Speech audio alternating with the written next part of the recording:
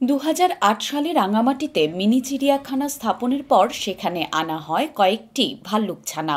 বিগত প্রায় 2 দশকের কাছাকাছি সময়ে ভাল্লুকগুলোর একটি ছাড়া বাকি সবগুলো মারা যায়। এরপর একটি ভাল্লুকের দিনরাত পেরিয়েছে একাকিত্বেই।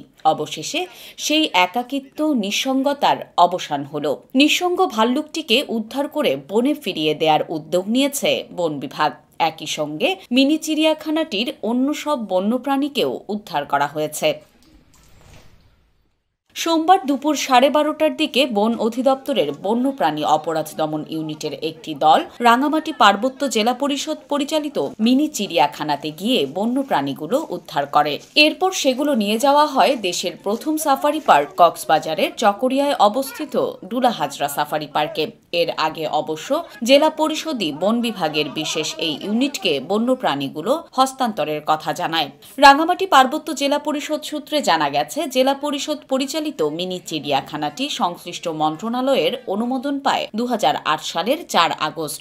যদিও অনুমোদন পাওয়ার আগে থেকেই সেখানে বিভিন্ন বন্যপ্রাণী আনতে থাকে প্রতিষ্ঠানটি।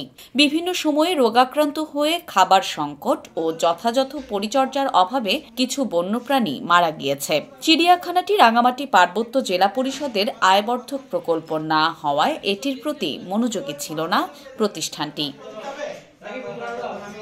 জেলা পরিষদের সবশেষ তথ্য অনুযায়ী মিনি চিড়িয়াখানাটিতে প্রাণীর সংখ্যা রয়েছে 19টি। এর মধ্যে একটি ভাল্লুক, 5টি বন মোরগ, 4টি বানর, একটি হরিণ, 6টি কচ্ছপ ও 2টি সজারু রয়েছে।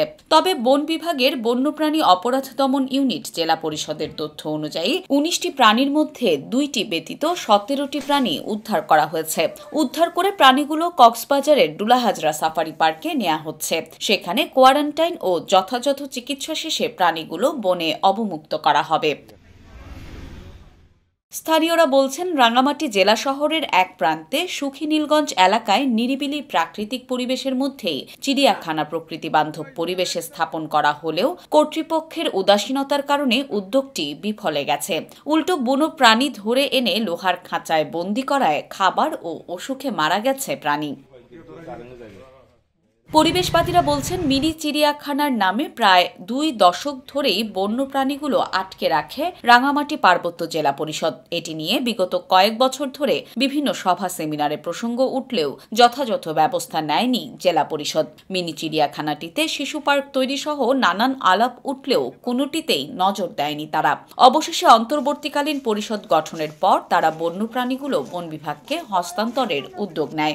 বন অধিদপ্তরের বন্যপ্রাণী অপরাধ দমন ইউনিটের বন্যপ্রাণী ও জীববৈচিত্র্য সংরক্ষণ কর্মকর্তা দীপান্বিতা ভট্টাচার্য বলেন, এখানকার প্রাণীর উপর যথেষ্ট অবহেলা ও পরিচর্যার অভাব রয়েছে। তাই বন্যপ্রাণী অপরাধ দমন ইউনিটই প্রথম বন্যপ্রাণীগুলো উদ্ধারের পদক্ষেপ নেয়। আরেক বন্যপ্রাণী ও জীববৈচিত্র্য সংরক্ষণ কর্মকর্তা রথীন্দ্র কুমার বিশ্বাস বলেন, 2008 সালে মিনি চিড়িয়াখানাটি স্থাপন করার পর এখানে কিছু বন্যপ্রাণী রাখা হয়। বর্তমানে এটি 2012 সালের বন্যপ্রাণী সংরক্ষণ ও নিরাপত্তা আইন পরিপন্থী।